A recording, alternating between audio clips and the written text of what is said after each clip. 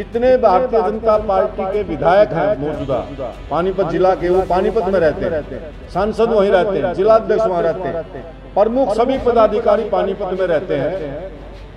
उसके बावजूद जो बुरा हाल नगर निगम पानीपत का है, जितने रोजाना घोटाले पे घोटाला, घोटाले पे घोटाला नगर निगम में आप आ रहे हैं, अगर यहां भी बीजेपी जीतती तो यहां का क्या हाल होगा। भारतीय जनता पार्टी के पास दर्जनों लोग थे जो यहां की चेयरमैन की टिकट मांग रहे थे, एक से एक बढ़ करके उनका कार्यकर्ता थे जिन्होंने वर्षों तक अपना जीवन खपा दिया। मैं एक चीज पूछना चाहता हूं, जो वर्तमान अशोक उच्छल जी को टिकट दिया गया, भारतीय जनता पार्टी के जिम्मेवार जो यहाँ पे, चाहे वो प्रभारी आए हुए हैं या जो विधायक या सांसद जो भी आए या अध्यक्ष जो भी हैं, वो संभाल का हल्के की जनता को जवाब दें कि अशोक उच्छल को टिकट किस आधार पर दी गई। ऐसी कौन सी मजबूरी है भारतीय जनता पार्टी की कि उन्होंने अपने दर्जनों कार्यकर्ताओं को दरकिनार किया और एक ऐसे व्यक्ति को जिस पर मुकदमे दर्ज है, जो जेल में रहा है, कौन सी क्वालिफिकेशन संभाल का हल्के की जनता को, भारतीय जनता पार्टी के लोगों को पहले जवाब देना चाहिए वोट मांगने से पहले।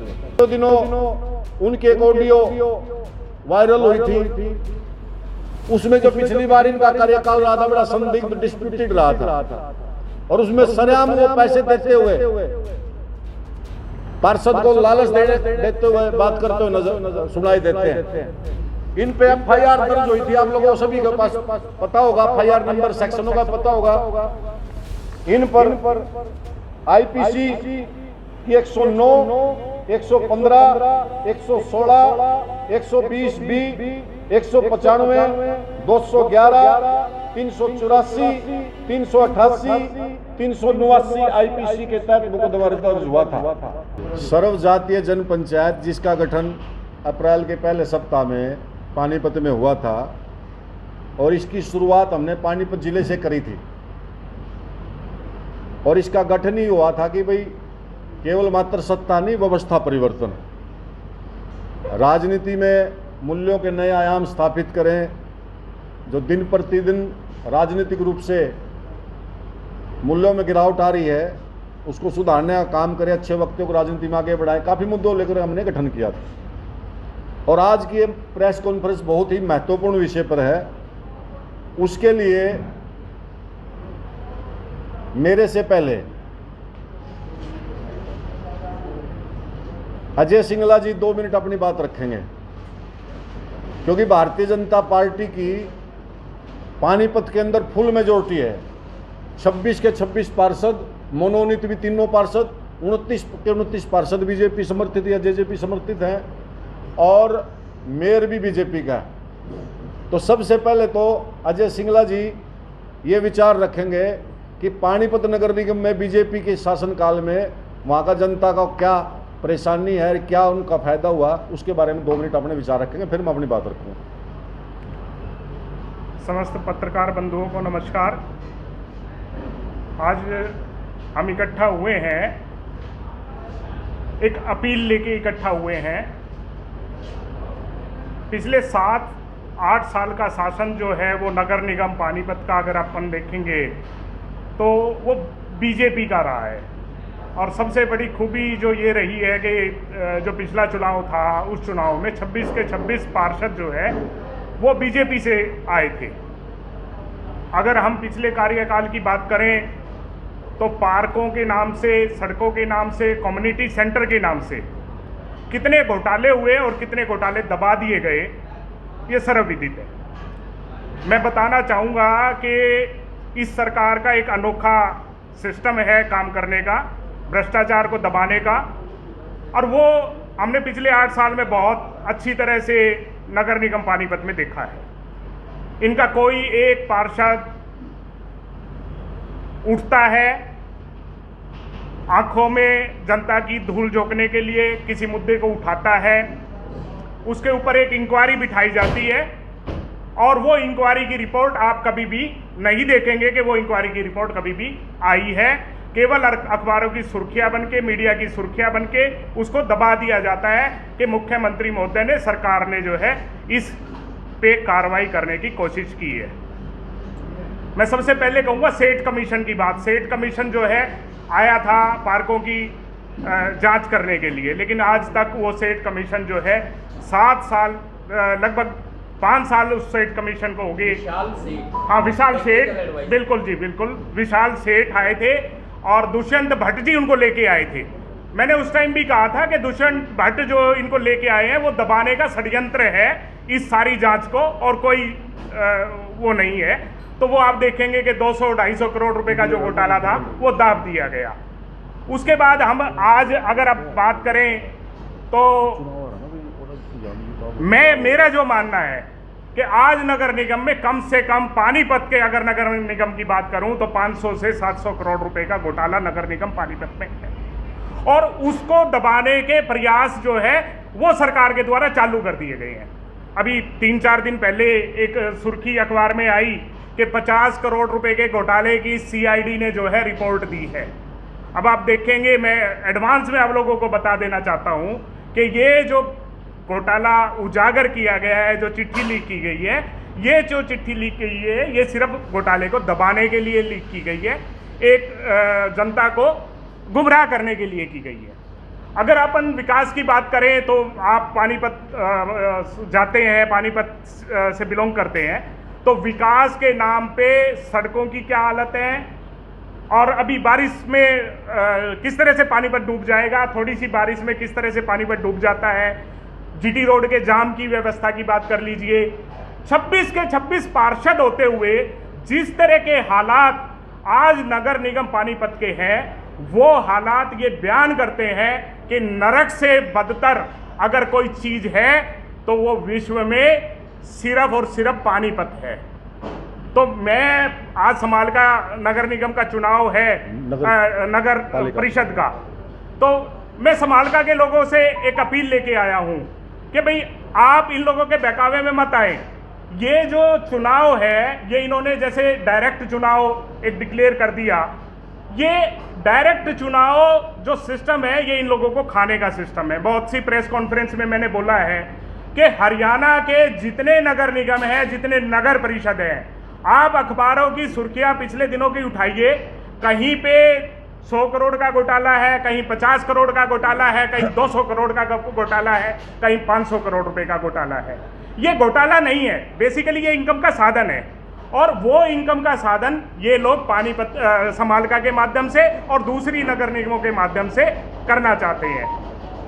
जो हमारा शहरी क्षेत्र होता है, शहरी क्षेत्र का विकास जो है वो कंप्लीट नगर निगम पे, नगर परिषदों पे डिपेंड करता है। तो ये लोग, हमारा जो पैसा है जो हमारे विकास पे खर्च होना चाहिए वो इन लोगों के अपने विकास पे खर्च होता है। तो मेरी ये अभी मैं देख रहा था कि 50 करोड़ रुपए का घोटाला जो है वो सीआईडी की एक रिपोर्ट आई है कि 50 करोड़ का घोटाला नगर निगम में है। एक और रिपोर्ट आई कि 4 सड़कें जो है वो बिना बिल के 75 लाख रुपए जो है उनकी पेमेंट 4 सड़कों की कर दी गई है नगर निगम में। और मेरी आरटीआई, मेरे पास सैकड़ों आरटीआई है जो ये बयान करती है कि करोड़ों रुपए इन लोगों ने किस तरह से हजम कर रखे हैं, वो इनके कागजों में सब कुछ देन है। मैं सिर्फ एक ही अपील आप लोगों से लेके आया हूं कि आप अगर उज्जवल भविष्य चाहते हैं, अगर आप विकास चाहते हैं, तो कृपया बीजेपी के पार्षदों को मत जिताएं। बीजेपी के पार्षदों को अगर आप जिताते हैं तो समझ लिए कि आपका सर्वनाश निश्चित है। ये मेरी एक अपील है आप लोगों से इस मीडिया के माध्यम से। आपसे एक सवाल है। हाँ जी। मुख्यमंत्री जी हर तीसरे दिन कहते हैं कि जीरो टॉलरेंस। हाँ, अगर मुख्यमंत्री जीरो टॉलरेंस बताते हैं करप्शन की, हाँ, तो करप्शन इतना हो रहा है, जो जनप्रतिनिधि है जिनको लोगों ने चुना, एमएलए, एमपी, मेयर, ये सब लोगों, इनका फेलियर नहीं है सर। फेलियर, अगर मुख्यमंत्री कहते करप्शन नहीं होंगे तो इनके जनप्रतिनिधि के सामने सब कुछ हो रहा है, बेबस नजर आ रही है। नहीं सर, बेबस नहीं है। बेसिकली आप अगर इनकी स्ट्रेटजी, वर्किंग स्ट्रेटजी देखेंगे, अगर कोई भी निगम का कोई भी व्यक्ति, अगर कोई भी कार्यकर्ता किसी फ्रंट पे बात करना चाहता है तो उनको चुप करवा दिया जाता है। मतलब ये लोग जो है ना, जो कार्यकर्ता बीजेपी के हैं, वो कार्यकर्ता नहीं है, गुलाम हैं, वो बोल ही नहीं सकते। सबसे बड़ा इशू क्या है कि आप इन पार्षदों को अगर आप बना देंगे तो ये पार्षद आपके नहीं रहेंगे, ये पार्टी के हो जाएंगे और ये गुलामी करेंगे। ये जो मान लो 500 रुपए का, ये 5000 करोड़ का घोटाला है, 100 करोड़ का घोटाला है, 1 करोड़ का घोटाला है। मैं आपको कथुरिया जी बताता हूं, मेरे सामने एक अफसर बैठे थे, उन्होंने मेरे को बहुत जबरदस्त चीज बताई। उन्होंने मेरे को बताया कि 4 करोड़ रुपए का बिल मेरे ऊपर बंदूक रख के मेरे साइन करवा दिए गए कि भाई विधायक और जो कमिश्नर था वो दोनों मेरे ऊपर बैठ गए और उन्होंने कहा कि आप इस पे साइन करो। 4 करोड़ रुपए के बिल के मेरे को साइन करने पड़े। और वही हालत जो है ना वो पार्षदों की है, वो पार्षद भी उसी दबाव में साइन करते हैं। ठीक है, उनका कमीशन का धंधा चलता है, वो कमीशन लेते हैं, लेकिन ये सारा का सारा जो पैसा है ये पार्षदों के पास नहीं जा रहा, ये सरकार के आला जो नेता हैं उन लोगों के पास जा रहा है। तो जीरो टॉलरेंस जो है वो कहीं जीरो टॉलरेंस नहीं है। आप अपने आप एक कोई विजिलेंस में कंप्लेंट डाल दीजिए, मैं गारंटी देता हूं वो सिर्फ फॉरवर्डिंग एजेंसी का काम करेगी, उस पर कोई एक्शन नहीं होगा, कोई जांच नहीं होगी। सर कॉन्फ्रेंस का टारगेट क्या, बीजेपी को रोकना टारगेट है या कुछ और? सर हमारा बीजेपी को रोकने का टारगेट नहीं है, हमारा टारगेट ये है कि लोगों को जागरूक करें। अगर लोग जागरूक नहीं हुए तो विकास से अछूते रह जाएंगे। और दूसरी चीज, ये भ्रष्टाचार जो है वो दिन पे दिन बढ़ता चला जाएगा। लोग भ्रष्टाचार से निजात पाना चाहते हैं, तो निजात पाने के लिए ये पहला पड़ाव है। यहां इस पहले पड़ाव को पार करके ही भ्रष्टाचार पे लगाम लगाई जा सकती है। हमारा बीजेपी से कोई किसी भी तरह का वो नहीं है। सर आप ये कह रहे हैं कि बीजेपी को बोलना नहीं, तो किसी और पार्टी को? मैं बता देता हूँ, मैं लेता हूँ इस टॉपिक को। अजय जी ने जो बातें बताई उनका एकमात्र मकसद ये था संभालका की जनता को याद दिलाना या बताना कि पानीपत में भी इसी पार्टी की नगर निगम में सरकार है, मेयर इनका है, पार्षद इनके हैं, और जितने भारतीय जनता पार्टी के विधायक हैं मौजूदा पानीपत जिला के, वो पानीपत में रहते हैं, सांसद वहीं रहते हैं, जिलाध्यक्ष वहाँ रहते हैं, प्रमुख सभी पदाधिकारी पानीपत में रहते हैं। उसके बावजूद जो बुरा हाल नगर निगम पानीपत का है, जितने रोजाना घोटाले पे घोटाला नगर निगम में आ रहे हैं, अगर यहां भी बीजेपी जीतती तो यहां का क्या हाल होगा ये आपको एहसास कराने के लिए जय सिंगला जी ने बताया। दूसरा मेरा कारण, हम किसी पार्टी विशेष के खिलाफ नहीं हैं, हम सिस्टम के खिलाफ हैं। सिस्टम क्या है? भारतीय जनता पार्टी के पास दर्जनों लोग थे जो यहां की चेयरमैन की टिकट मांग रहे थे, एक से एक बढ़ करके उम्दा कार्यकर्ता थे जिन्होंने वर्षों तक अपना जीवन खपा दिया। मैं एक चीज पूछना चाहता हूं, जो वर्तमान अशोक कुच्छल जी को टिकट दिया गया है, भारतीय जनता पार्टी के जिम्मेवार जो यहाँ पे, चाहे वो प्रभारी आए हुए हैं या जो विधायक या सांसद जो भी आए या अध्यक्ष जो भी हैं, वो संभालका हल्के की जनता को जवाब दें कि अशोक कुच्छल को टिकट किस आधार पर दी गई। क्योंकि संयोगवश पिछले विधानसभा चुनाव में मैं संभालका विधानसभा का बीजेपी की तरफ से प्रभारी रहा हूं और मुझे पता है अशोक कुच्छल भाजपा कार्यकर्ता नहीं था। इस आधार पर तो उसको टिकट नहीं दी गई कि वो भाजपा का वरिष्ठ कार्यकर्ता या पुराना कार्यकर्ता, नंबर 1। नंबर 2 बात, कई बार पार्टियां टिकट दे देती है कि किसी की साफ छवि हो, समाज का जिम्मेवार नागरिक हो। अशोक कुच्छल जी पर सारा संभालका जानता है कि इन पर मुकदमा दर्ज हुआ था, ये जेल गए थे, और वो भी एक्सटॉर्शन का मुकदमा, वो भी सेक्स रैकेट में एक्सटॉर्शन, पैसे लेने का। हाई कोर्ट से जमानत हुई, चार्ज फ्रेम हो चुके हैं। ऐसी कौन सी मजबूरी है भारतीय जनता पार्टी की कि उन्होंने अपने दर्जनों कार्यकर्ताओं को दरकिनार किया और एक ऐसे व्यक्ति को जिस पर मुकदमे दर्ज हैं, जो जेल में रहा है, कौन सी क्वालिफिकेशन संभाल का हल्के की जनता को, भारतीय जनता पार्टी के लोगों को पहले जवाब देना चाहिए वोट मांगने से पहले।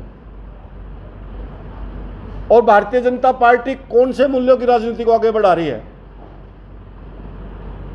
किस आधार पर टिकट की दी गई, एक कारण गिना दें।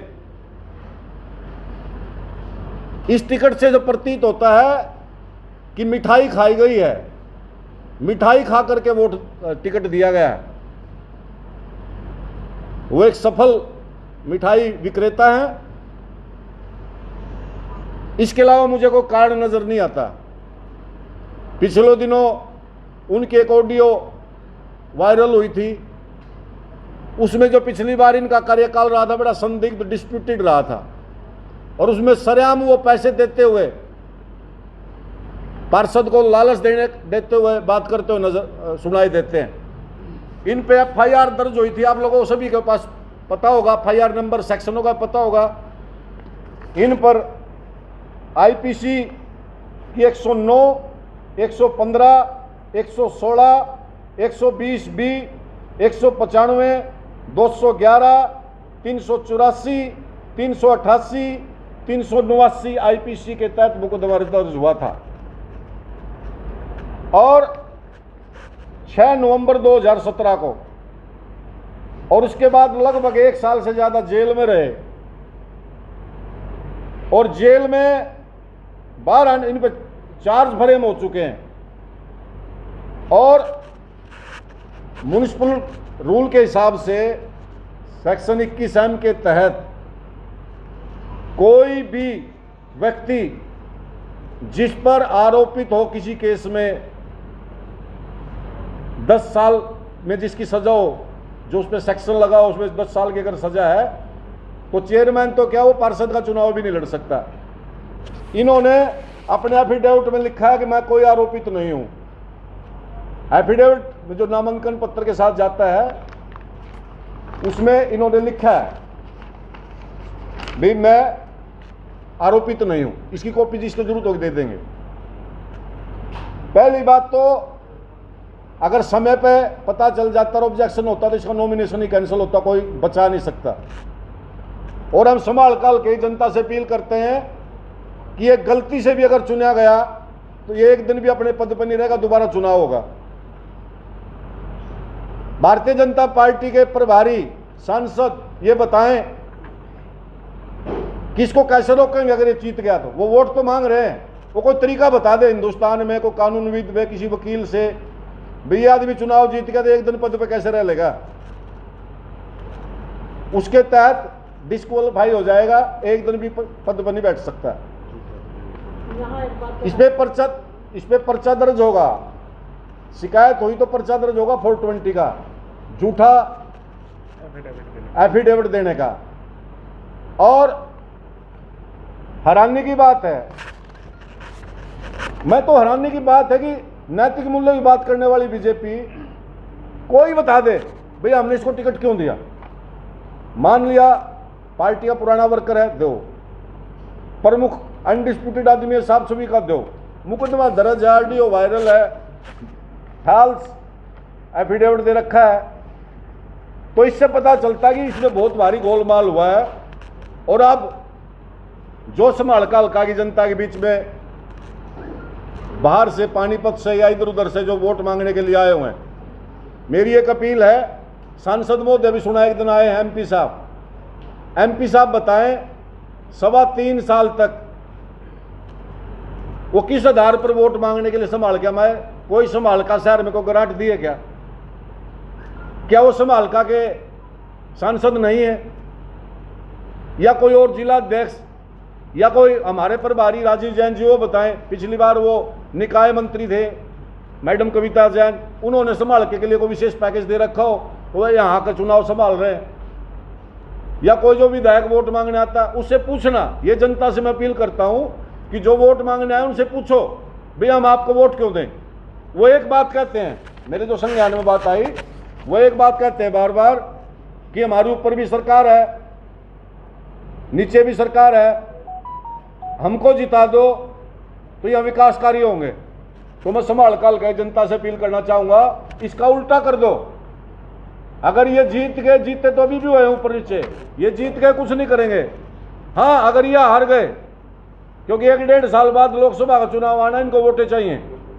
अगर संभाल काल के जनता ने अपना विकास कराना है, इनको इसलिए हरा दे। हम इसलिए नहीं कहते कि बीजेपी का इसलिए हरा दो, हम इसलिए कह रहे हैं कि एक व्यक्ति जिस पे मुकदमे दर्ज हैं, अनैतिक है और वो नैतिक रूप से चुनाव भी नहीं लड़ सकता कानूनी तौर पे, उसको टिकट दिया तो सर्वजातीय जनपंचायत इसकी घोर निंदा करती है, ऐसा जो कैंडिडेट इन्होंने बनाया।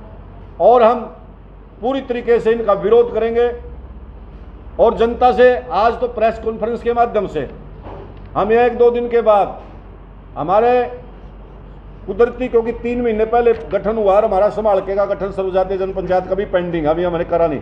पानीपत ग्रामीण शहर का गठन हुआ है, उसके बावजूद हम पानीपत से जिनकी रिश्तेदारियां या जान पहचान या हमारी जो संपर्क हैं, हम उनके पास जाएंगे, लोगों को जागरूक करेंगे और ये दिखाएंगे भाई अपनी वोट खराब करने की जरूरत नहीं। और हर एक आदमी से मेरी अपील है, पुनः अपील है कि जनता से बताएं। बीजेपी के नेता, और मेरे ख्याल आज प्रेस कॉन्फ्रेंस भी है उनकी, उसमें भी मेरी आप पत्रकार बंधुओं से अपील है, उनसे पूछना कि आपके उम्मीदवार किस आधार पर टिकट दिया। बीजेपी का पुराना कार्यकर्ता तो था नहीं, ये गारंटी में ले सकता हूं। पीछे प्रेस कॉन्फ्रेंस हुई थी, अभी पीपी कपूर ने की थी, उसमें राजीव जैन से ये पूछा गया था कि ये आरोपी है और जघन्य आरोप इस पर लगे हुए हैं, इसको किस बेस पे टिकट देगी। तो वो कहता है जी आरोपी, अभी आरोप इस पर सिद्ध नहीं हुए। ऐसा है जी, मैं आपको एक्ट की कॉपी दे देता हूं, 21M, उसके तहत मोबाइल कहाँ मेरा, उसके आरोप साबित होने के बाद ही चार्जशीट, नहीं चार्जशीट होते ही नहीं, वो कहने से नहीं, उनके कहने से चार्ज फ्रेम भी नहीं, सुनो, किसी के पास हो रहा है। राजीव जैन जी के कहने से नहीं, ना सुरेंद्र लाहौत के कहने से बात बनेगी कानून में क्या लिखा है। मैं इसमें जो है ना जी एक चीज एक ये पढ़ के सुनाओ। वो तो अलग चीज है, वो कुछ मैं कानून एक्ट बता रहा हूँ। चार्जशीट कोर्ट में जाएगी। सुनो 21M of the Haryana Municipal Election Rules 1978, no person shall be eligible for election as president or a member of a municipal committee who has been convicted, या तो सजा हो चुकी हो और या charges have been framed, या उस पर चार्ज फ्रेम हो गए हों। तो राजीव जैन जी का दोषी सिद्ध नहीं हुआ तो ये जेल में चला जाएगा। राजीव जैन कैसे बचा लेगा? तो जेल में जाएगा तो ये मैं कोर्ट फिर करता हूं कि Haryana municipal election rules 1978 number 1 तो ये बात। दूसरी बात, इस भाई ने दूसरा जो ये एफिडेविट में दिया है, इसने लिख के क्या दिया है, मेरे ऊपर कोई आरोप फ्रेम नहीं हुए हैं, आरोपित नहीं हुआ हूं मैं, ये झूठ है। अगर ये लिख देता मेरे पे आरोप है तो इसका पर्चा कैंसिल हो जाता।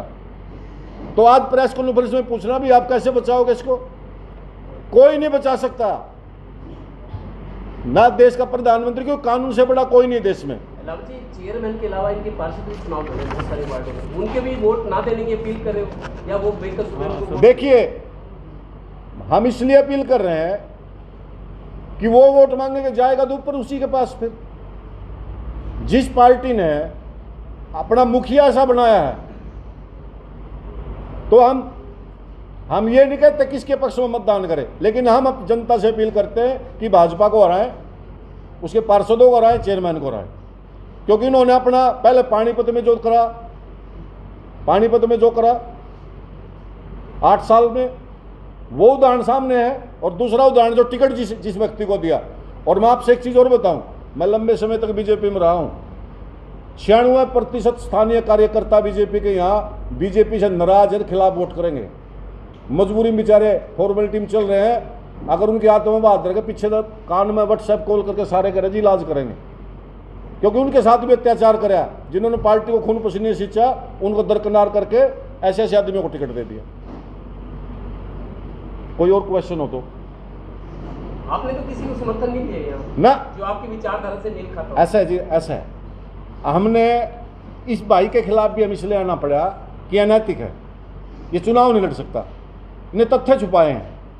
और दूसरा, हम पानीपत में रोज भुगत रहे हैं, ये तो छोटा सौदा है। जो इतने जिम्मेवारी का जिसमें IAS ऑफिसर बैठता है, वहाँ इतना घोटाला इन्होंने कर रखा, ये कौन सा मंत्र मारेंगे संभाल के में आके? ये तो पिकनिक मनाने आए हुए हैं, ये तो वहाँ आउटिंग करने के लिए आए हुए हैं पानीपत से। अरे इनको पता है भाई कुशल साहब की मिठाई किस किस ने खाई, बताओ भाई। या टिकट देने का क्राइटेरिया बता दो भाई। पार्टी में 2-3 क्राइटेरिया हो, पुराना कार्यकर्ता हो, साफ छवि का हो, तो तीसरा जो कारण होता है वही कारण लग रहा है हमें तो। और वो दुस्साहस देखिए, मिठाई किस प्रकार की खाई गई है कि मुकदमा दर्ज होने के बावजूद जिसका पर्चा कैंसिल होना था उसका पर्चा कैंसिल नहीं होने दिया, उसको कह दिया लिख दिया गलत हम बैठे हैं। लेकिन ये हमें बाद में पता चला इस पे चार्ज फ्रेम हो रहे, मुकदमे का तो पता था, चार्ज फ्रेम हो रहे, बाद में पता चला। हम कार्रवाई करेंगे। सुरेंद्र जी, 6 तारीख नामांकन वापस लेने की आखिरी तारीख थी। उस दिन सबको पता था इस पर केस दर्ज है, ये कर दिया। उस दिन अगर ये काम हो जाता तो क्या कैंसिल हो सकता? भाई पत्रकार महोदय, 6 तारीख को केस दर्ज था, सबको पता था। चार्ज फ्रेम हो रही है नहीं पता था।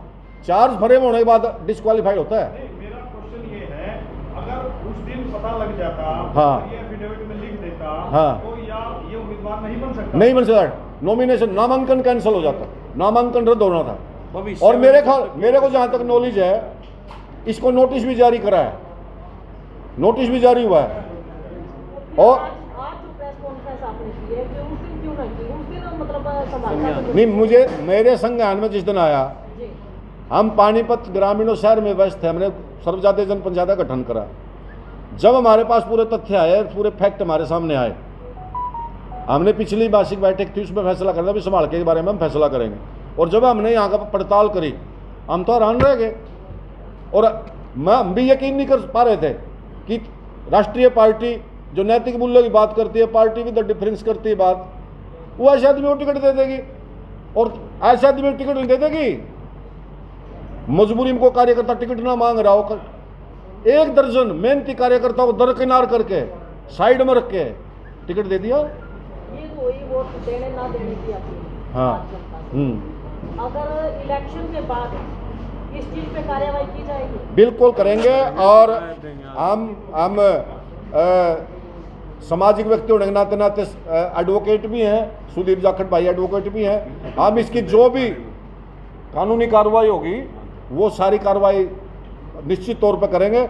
और प्रभु की कृपा से कोशिश तो करेंगे चुनाव ही ना जीते, क्योंकि संभाल का लगे कि जनता इतना कुछ होने के बावजूद भी अगर ऐसे व्यक्ति को चुनेगी तो फिर 2-2.5 साल काटने मुश्किल हो जाएंगे। पैसा खराब होगा जी। भले ही चेयरमैन अभी नहीं था, वो डाले तो यहाँ नगर पालिका में बहुत बिल्कुल जी। मीडिया की सुर्खियां बनी। भाई जहाँ मौके के प्रतिनिधि बैठे हैं पानीपत शहर में, जब इतने वहाँ हो गए तो सारे को होंगे, क्योंकि ऊपरले जनप्रतिनिधि तो वही महाराज हैं, वो नए थोड़ा हैं, वो तो एरिया बांट रखा है।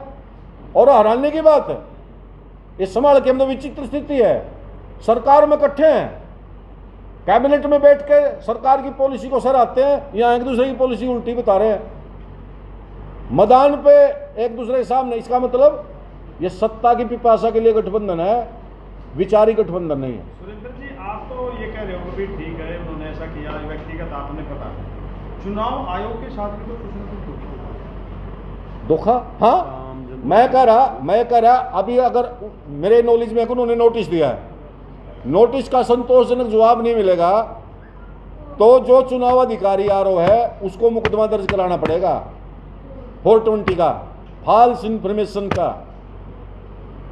और अगर वो अधिकारी ही ऐसा नहीं करता तो इस देश में कानून है, उनसे बड़े अधिकारी हैं, उनसे बड़े अधिकारी हैं, उसके बाद कोर्ट है, और हम बैठे हैं। फिर नहीं, कहीं ना कहीं फिर वो भी फाल्तू। देखो जी, ऐसा है, देखो अगर ये इतनी निरुपस्ता करेंगे, इतनी तानाशाही करेंगे और नैतिकता को फिर भी पार कर लेंगे तो फिर तो हम भी फिर मुकाबला डट कर करेंगे।